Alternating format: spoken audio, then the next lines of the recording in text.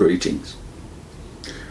Walter Rauschenbusch, Christianity and the Social Crisis, page 253, the new subhead, The Crumbling of Political Democracy. Any shifting of the economic equilibrium from one class to another is sure to be followed by a shifting of the political equilibrium.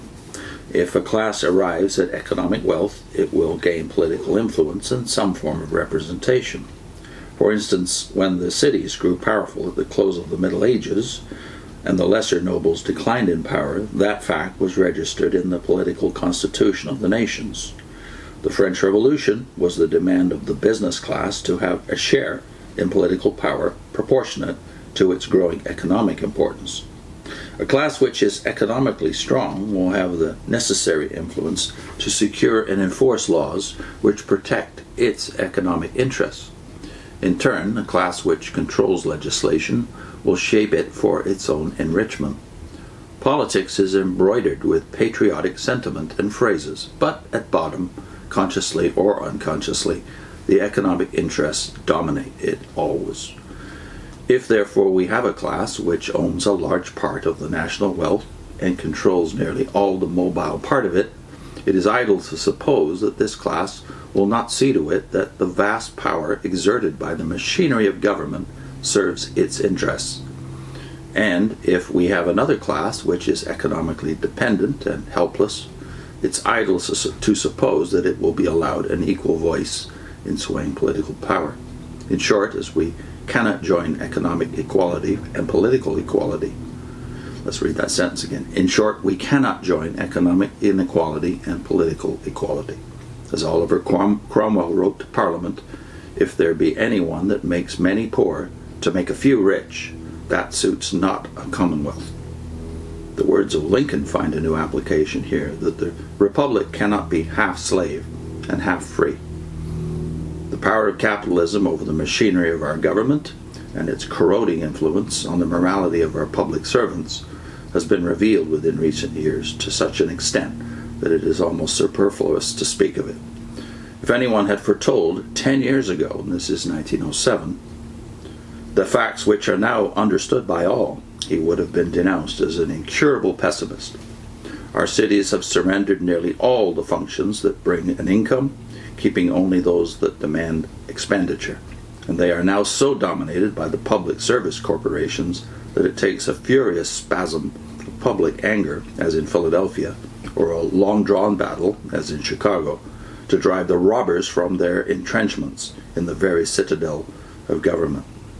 And after the victory is won, there is absolutely no guarantee that it will be permanent. There is probably not one of our states which is not more or less controlled by its chief railways. How far our national government is constantly warped in its action, the man at a distance can hardly tell, but the public confidence in Congress is deeply undermined.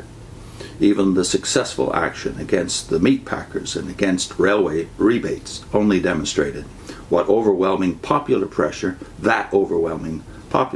is necessary to compel the government to act against these great interests.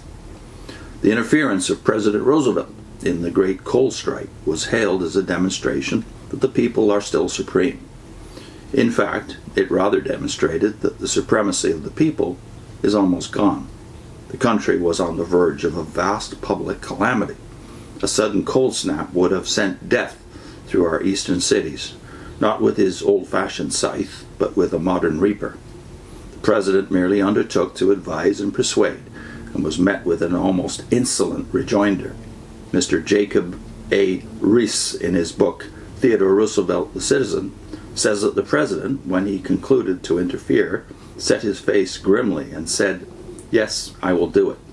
I suppose that ends me, but it is right, and I will do it." The governor of Massachusetts afterwards sent him the thanks of every man, woman, and child in the country. The president replied, "Yes, we have put it through, but heavens and earth, it has been a struggle." Mr. Riis says, "It was the nearest I ever knew him to come to showing the strain that he had been under." Now what sinister and ghostly power was this with which the president of our nation had wrestled on behalf of the people, and which was able to loosen even his joints with fear? whose interests were so inviolable that they took precedence of the safety of the people, so that a common sense action by the most august officer of the nation was likely to bring political destruction upon him. To what extent is a power so threatening able to turn the government aside from its functions by silent pressure, so that its fundamental purpose of public service is constantly frustrated? Have we a dual sovereignty, so that our public officers are in doubt whom they obey? So this, of course, is in the days of the great combines, the great trusts that had developed over really just a couple of generations from the Civil War onward. We've reached 100 videos in this series on Rauschenbusch, so I'm going to put a link into the beginning of the playlist for those who weren't with us at the start.